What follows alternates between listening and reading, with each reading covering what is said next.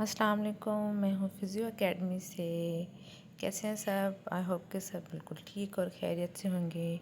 आज हम एक कॉमन सी चीज़ पे बात करेंगे, वो है नी पेन। इसको नी ऑस्टियोआर्थराइटिस भी बोला जाता है। कॉजेज़ क्या हैं थोड़ी सी इसकी जानेंगे कि ये कैसे होता है, क्यों होता है। देन हम उसका ट्रीटमेंट, वो भी सेल्फ ट्रीटमेंट जो आप घर बैठे कर सकें और अपने आप को हेल्दी, अपने नी को हेल्दी बना सकें, पेन को ख़त्म कर सकें। तो बेसिक बेसिक चीज़ें आज हम डिस्कस करेंगे। फर्स्ट, ऑस्टियोआर्थराइटिस जो नी का है तो वो कैसे होता है। नॉर्मल जॉइंट की बात करेंगे, बोन हेल्दी बोन होती है, डेंसिटी उसकी अच्छी होती है, कैप्सूल पूरे जॉइंट की लाइनिंग को कवर करता है, साइनोवल मेम्ब्रेन होती है, साइनोवल फ्लूइड होता है एक लिमिटेड अमाउंट में, जो आपको नी को ड्यूरिंग मूवमेंट बैंड करने में या स्ट्रेट करने में रबिंग से प्रिवेंट करता है। एंड देन कार्टिलेज जो कनेक्ट करता है। ठीक है, अब ये नॉर्मल जॉइंट की बात है। लेकिन जब हम बात करेंगे ऑस्टियोआर्थराइटिस की, जैसे कि आर्थराइटिस शो करता है इन्फ्लेमेशन, स्वेलिंग। तो जब ऑस्टियोआर्थराइटिस ऑफ नी होता है तो उसमें क्या होता है, सबसे पहले बोन स्पर हो जाती है, यानी कि ऑस्टियोफाइट्स बनना स्टार्ट हो जाते हैं due to lack of calcium intake, vitamin D intake और ड्यू टू द एज। ये मिडिल एज में ज़्यादातर कॉमन प्रॉब्लम पाई जाती है। सेकेंड, आपके कार्टिलेज थिन हो जाता है, सैनुअल फ्लूइड कम हो जाता है, जिसको नॉर्मली डॉक्टर कहते हैं कि आपके घुटनों का पानी कम हो गया है, आपके घुटनों का पानी ख़त्म हो गया है। ठीक है, सेकेंड, जब वो पानी ख़त्म हो जाता है या सैनुअल फ्लूइड ख़त्म हो जाता है, कार्टिलेज की थिनिंग हो जाती है, तो बोन आपस में रब करती है। ठीक है, तो आपको एक पॉपिंग स्नैपिंग सा साउंड आता है जब आप नी को बैंड करते हैं या फिर स्ट्रेट करते हैं। सही है। फिर उसके बाद आते हैं कॉमन नी पॉपिंग और स्नैपिंग, जैसे भी अभी मैंने आपको बताया। तो एक आवाज़ आती है जब आप नी को फ्लेक्स कर रहे होते हैं। वो किस वजह से? क्योंकि साइनोवल फ्लूइड जो है वो ख़त्म हो जाता है, कार्टिलेज की इरिटेशन हो जाती है, स्वेलिंग हो जाता है, कार्टिलेज लूज हो जाता है। ठीक है, अब आते हैं होता क्यों है, कॉजेज़ क्या है। सबसे पहले ओवर वेट बहुत ज़्यादा हो जिसकी वजह से घुटनों पे वज़न आता है। Second, poor alignment of the lower limb की अलाइनमेंट, यानी कि लोअर लिम्ब का जो अलाइनमेंट है वो पुअर हो जाती है, ख़राब हो जाती है। आप सही तरीके से शूज़ वेयरिंग नहीं है, जिसकी वजह से मीडियल साइड पे ज़्यादा प्रेशर आ रहा है या लेटरल साइड पे ज़्यादा प्रेशर आ रहा है, तो वेट जो है आपका सही तरीके से ट्रांसफ़र नहीं हो रहा। सेकंड, प्रीवियस कोई इंजरी हुई हो, नी इंजरी, मसल स्टिफनेस हो, रॉन्ग एक्सरसाइज टेक्निक हो। क्योंकि लोग कहते हैं कि एक्सरसाइज करो, फिर घुटने में दर्द है एक्सरसाइज करो, लेकिन कैसे? प्रॉपर टेक्निक होनी चाहिए एक्सरसाइज करने की। ठीक है, तो ये सब लीड करते हैं आपका ओवरलोडेड नी पे ओवरलोड हो जाता है, और जिसकी वजह से आपको ऑस्टियोआर्थराइटिस हो जाता है या ऑस्टियोआर्थराइटिस के सिम्टम्स आना स्टार्ट हो जाते हैं।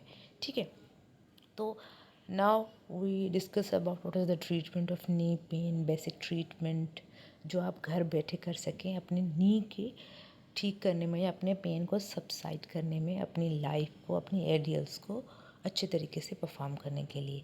ठीक है, तो फर्स्टली हम क्या करेंगे, कोल्ड पैक यूज़ करेंगे। Use cold pack to reduce swelling 10 to 20 minutes. Use heat pack when knee feel stiff. अब दो चीज़ें हैं, कुछ लोग बोलते हैं कि हॉट पैक यूज़ करना चाहिए, कुछ लोग बोलते हैं कि आपको जो है कोल्ड पैक यूज़ करना चाहिए। तो अब मैं आपको बताऊंगी कि कब और कैसे, कौन सी। सबसे पहले तो ये, जब आपको रीसेंट इंजरी लगती है, रीसेंट चोट लगती है, तो आप कोल्ड पैक यूज़ करते हैं। ठीक है, सेकंड ये है, आप तब कोल्ड पैक यूज़ करेंगे जब आपको स्वेलिंग हो, आपका जॉइंट या आपका पेन या जो एरिया है वो वार्म हो, स्वेलिंग हो, एडिमा हो, तब आप कोल्ड पैक यूज़ करेंगे, ना कि हॉट पैक। हॉट पैक तब यूज़ करेंगे जब आपका मसल बहुत स्टिफ हो, अकड़न हो मसल में, तब आप, या फिर क्रोनिक पेन हो या कोई क्रोनिक कंडीशन हो। ठीक है, उसमें भी यूज़ करेंगे। और समटाइम हम कंट्रास्ट के साथ करते हैं, यानी कि एक दिन आपने हॉट पैक यूज़ किया, एक दिन आपने कोल्ड पैक यूज़ किया।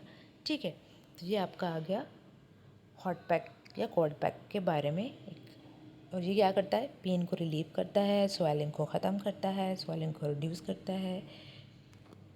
सेकंड चीज़ क्या आ जाती है, रिड्यूस वेट। अब जब हमने बोला कि ये होता ही ओवरलोडेड ओवर वेट की वजह से है, तो आपको अपना वेट कम करना है ताकि लोड जो है नी पे वो कम हो सके, ठीक है। फिर उसके बाद हम आ जाते हैं keep your joint flexible and strong with regular exercise. अब क्या करेंगे, आप अपने जॉइंट को फ्लेक्सिबल रखेंगे, रेगुलर स्ट्रॉन्ग करेंगे, मसल को स्ट्रॉन्ग करेंगे, बोन को स्ट्रॉन्ग करेंगे, ताकि जो है वो जो लोड है वो उसको इजीली कैरी कर सके आपका नी, ठीक है। तो सबसे पहले हम आते हैं स्ट्रेचिंग पे। आप स्ट्रेचिंग करते हैं, ईच स्ट्रेचिंग जो अभी मैं आपको बताऊंगी वो आप 20 to 30 सेकेंड्स करेंगे, रिपीट करेंगे एक एक्सरसाइज को या एक स्ट्रेच को 5 टाइम, ठीक है। तो ये बेसिक है जब आप स्ट्रेचिंग करते हैं। तो सबसे पहले कौन सी स्ट्रेचिंग है, हैमस्ट्रिंग स्ट्रेच। हैमस्ट्रिंग स्ट्रेच में क्या है कि आप सिटिंग करेंगे, लॉन्ग सिटिंग करेंगे और अपने आप टोज़ को टच करने की कोशिश करेंगे विथ नी स्ट्रेट। ये बेसिक है कि आपका नी स्ट्रेट होना चाहिए। जब आपका नी स्ट्रेट होगा तो आपको स्ट्रेच फील होगा आपके हैम्स में, बैक ऑफ द थाई के मसल्स में और बैक ऑफ द लेग के मसल में आपको स्ट्रेच फील होगा जब आपका नी फ्लेक्स होगा, ठीक है। क्या करना है, नी बैंड नहीं होना चाहिए, मेन इम्पॉर्टेंट थिंग है टू हैमस्ट्रिंग स्ट्रेच। फिर सेकेंड स्ट्रेच कौन सा है, standing hamstring stretch, alternative hamstring stretch. अगर आप वो नहीं कर पाते तो आप ये करें, आप एक स्टूल पे अपना या जो है कोई सी भी चेयर हो आप उस पर अपना लेग रखेंगे और आप जो है लीन होंगे फॉरवर्ड की तरफ, ठीक है, और टो को टच करने की कोशिश करेंगे। सेम इसमें भी वही मेथड होगा कि आपका नी बेंड ना हो, और एक ही स्ट्रेच को आप 20 to 30 सेकंड्स होल्ड करेंगे और ईच स्ट्रेच आप 5 टाइम रिपीट करेंगे, ठीक है। फिर उसके बाद थर्ड स्ट्रेच आता है काफ स्ट्रेच, जो बैक ऑफ द लेग के मसल्स होते हैं, ठीक है। आप दोनों हाथ वॉल पे रखेंगे, एक पाँव आगे रखेंगे स्टेप, और आप जो है वो जो बैक पे लेग है उसको स्ट्रेच करने की कोशिश करेंगे। मेन चीज़ें इसमें क्या है, आपके दोनों हील्स रेस नहीं होनी चाहिए और दोनों टोज़ जो है वो साइड वे पे नहीं होने चाहिए, पॉइंटेड होनी चाहिए ऑन द वॉल। ये बेसिक चीज़ें हैं जब आप स्ट्रेच करेंगे। अदरवाइज़ आप ये चीज़ नहीं करेंगे तो आपको स्ट्रेच जहाँ फील होना चाहिए वहाँ नहीं होगा और ये रॉन्ग एक्सरसाइज में काउंट होगा और उसकी वजह से भी बहुत प्रॉब्लम्स होंगी, ठीक है। तो ये है काफ स्ट्रेच। फिर उसके बाद हम आते हैं क्वाड्रिसेप स्ट्रेच पे। क्वाड्रिसेप स्ट्रेच कैसे करेंगे, आप एक हाथ से सपोर्ट लेंगे चेयर पे, स्टूल पे, जो भी आपको अवेलेबल हो, ठीक है। फिर आपको जिस क्वाड्स को या जो आपके एंटीरियर मसल्स ऑफ थाई हैं उसको स्ट्रेच करना है, आप उस लेग को जो है बेंड करेंगे, होल्ड करेंगे एंकल को और बेंड करने की कोशिश करेंगे टुवार्ड्स द बटक, इस तरीके से। और आपको एंटीरियर लेग पे या एंटीरियर थाई पे स्ट्रेच फील होगा और ये होगा आपका क्वाड्स का स्ट्रेच, क्वाड्रिसेप स्ट्रेच, ठीक है। नाउ हम आते हैं स्ट्रेंथनिंग पे। मसल स्ट्रेच क्यों करते हैं, ताकि मसल लेंथनिंग में जाए, अपनी प्रॉपर जो उसकी लेंथ है, नॉर्मल जो उसकी लेंथ है वो उसको गेन करे। देन आप स्ट्रेंथनिंग करेंगे ताकि वो उसी लेंथ में रहें और उसके अंदर पावर, उसके अंदर स्ट्रेंथ जनरेट हो ताकि वो लोड को कैरी कर सके, ठीक है। स्ट्रेंथनिंग एक्सरसाइज की क्या टेक्निक है, आप 10 सेकंड तक एक स्ट्रेंथनिंग टेक्निक को होल्ड करेंगे, रिपीट करेंगे 10 टाइम, या फिर हम परफॉर्म करेंगे 2 to 3 sets of each exercise. सबसे पहले हम स्ट्रेंथनिंग की बात करें तो सबसे पहले स्ट्रेट लेग रेस, ठीक है। lying with one knee bent, elevate other leg with knee straight। क्या करेंगे, आप सुपाइन में लेटेंगे और आपको जो पाँव उठाना है उसका अपोजिट लेग आप स्लाइडली बेंड करेंगे। फिर आप जितना हो सके आप उस लेग को रेस करेंगे और होल्ड करेंगे वहाँ पे, एंड देन वापस आप नीचे ग्राउंड की तरफ आएंगे।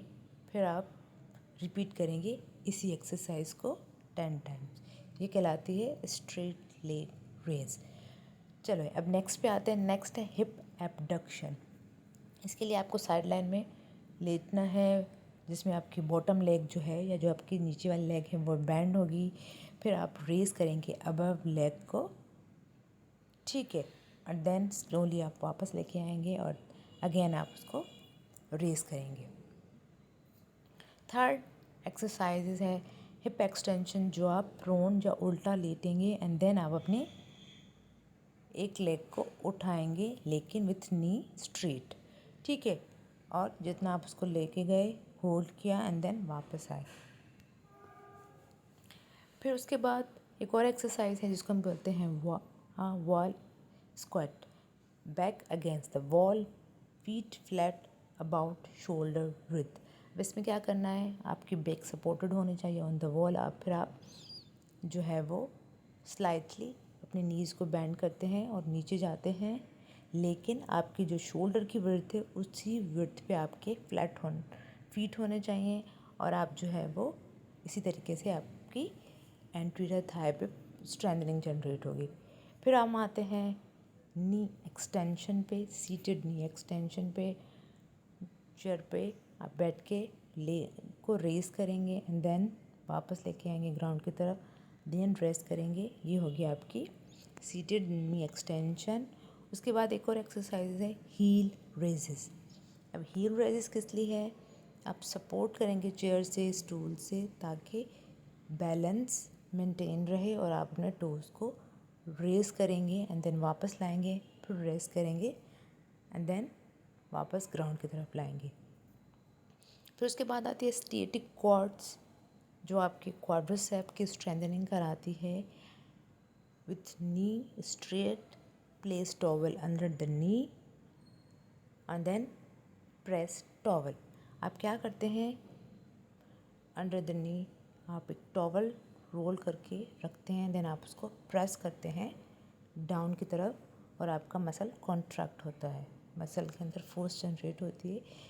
आप होल्ड करते हैं इसको 10 सेकेंड एंड देन रिलीज़ करते हैं, अगेन आप उसको करते हैं ताकि मसल आपका स्ट्रॉन्ग हो, ठीक है। उसके बाद आता है एंकल पंपिंग सीम। आप टॉवल रोल करके एंकल के नीचे रखते हैं एंड देन आप टू एंड फ्रो मूवमेंट्स करते हैं फुट की, ठीक है, जिनको हम मेडिकल टर्म में कहते हैं डोर्सिफ्लेक्शन एंड प्लांटर फ्लेक्शन, ठीक है। फिर उसके बाद हम आते हैं नी स्क्वीज। नी स्क्वीज इसलिए होती है ताकि आपका जो नी में मीडियल साइड पे पेन है उसको कम कर सकें, ठीक है, और आपके जो एडक्टर्स हैं उनको स्ट्रॉन्ग कर सकें। क्या करते हैं, place pillow between the legs, then press it and hold it for 10 to 5 second and then release. आप इस तरीके से करते हैं, आप प्लो यूज़ करें, बिटवीन द लेग्स रखें एंड देन उसको प्रेस करें एंड देन रिलीज़ करें, ठीक है। तो ये है नी स्क्वीज। इसके अलावा अगर आपको कोई और प्रॉब्लम हो तो कंसल्ट योर डॉक्टर और फिजियोथेरापिस्ट। आई होप कि आपको समझ आ गया बेसिक चीज़ें क्या हैं अपने नी पेन को ख़त्म करने के लिए। आपको समझ में आ जाना चाहिए कि नी को किस तरीके से ट्रीट करते हैं, सेल्फ ट्रीटमेंट किस तरीके से देते हैं नी का। आई होप आपको समझ आ गया हो बेसिक चीज़ें। फिर भी कुछ पूछना हो, कुछ समझ में नहीं आया हो तो कमेंट करें, इंशाल्लाह मैं उस क्वेश्चन का आंसर दूंगी। टेक केयर, अल्लाह हाफिज़।